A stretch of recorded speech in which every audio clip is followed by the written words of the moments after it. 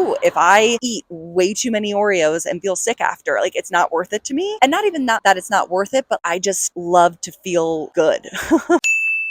My name is Sarah, and I live in Santa Monica, California. I love things that make me feel good. And usually that ends up being more healthy foods. So last night, for example, we finished dinner and then my brother and my husband were having dessert. So it was like Skippy peanut butter with Oreos, which as a kid used to be my favorite. And I would usually totally go for that. But because I know the chemicals in it and I know how it would make me feel, it didn't really interest me. I definitely will still go for super yummy, like ice cream that's really rich, or it feels like a decadent treat. But for that, it just felt like so processed, which is interesting. I think even maybe like 5-10 years ago, I would 100% go for it and not be able to resist. But I more so craved last night having fresh fruit. So I made mango in my creamy. So I think that's just an example. But overall, I don't crave the foods that are going to make me feel bad. It's the foods that make me feel good I crave, and that's what I eat. I do. And I'm trying to think why.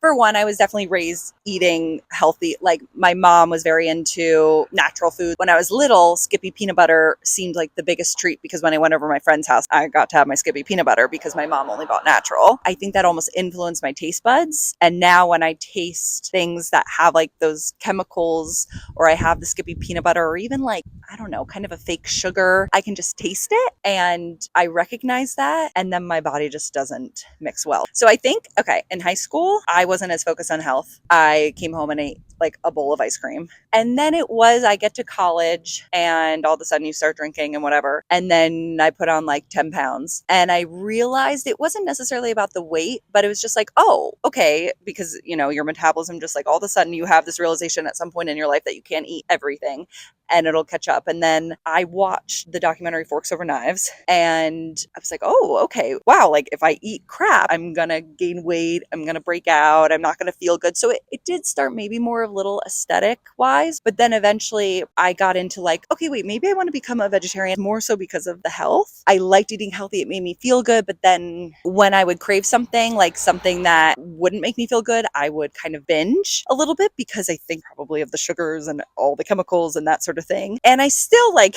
even to this day, I'll definitely go through ebbs and flows. But I think over time, you realize it's almost like a maturing process too. Like, ooh, if I eat way too many Oreos and feel sick after, like it's not worth it to me. And not even that it's not worth it, but I just love to feel good.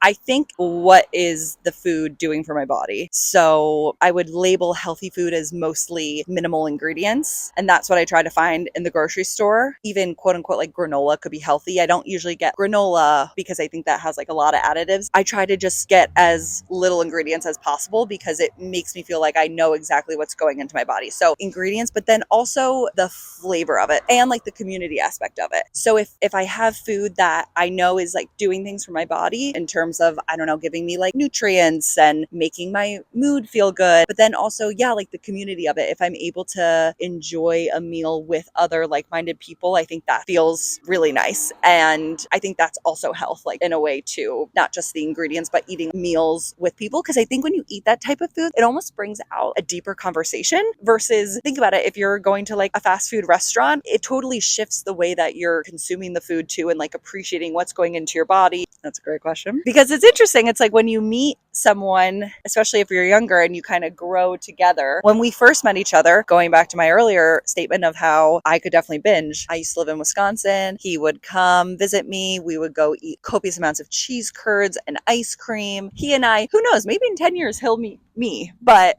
right now, our look at health is a little bit different. He definitely likes to eat a lot of meat. I think he recognizes how I view health. I'm going to describe 2 foods and then you are going to tell me which one you like more. Oh, fun. Carrots and hummus or strawberries and mangoes? Oh, I would say strawberry and mango. Strawberries and mango or a pasta dish? Pasta. Pasta or pizza? Pizza. I love pizza. Pizza or ice cream? I would say pizza. Sometimes I feel like ice cream can make me feel a little bit afterwards, even if it's like this decadent stuff. I'm like, Well, I think I have a lot of friends who will say, like, I'm on a diet, I can only be eating X, Y, and Z. And then I think it immediately almost puts this like negative connotation in your mind. And I think if you just get creative with it and fun, and definitely like avoid doing any sort of thing of like counting calories, because that's just going to take away like the fun from the food.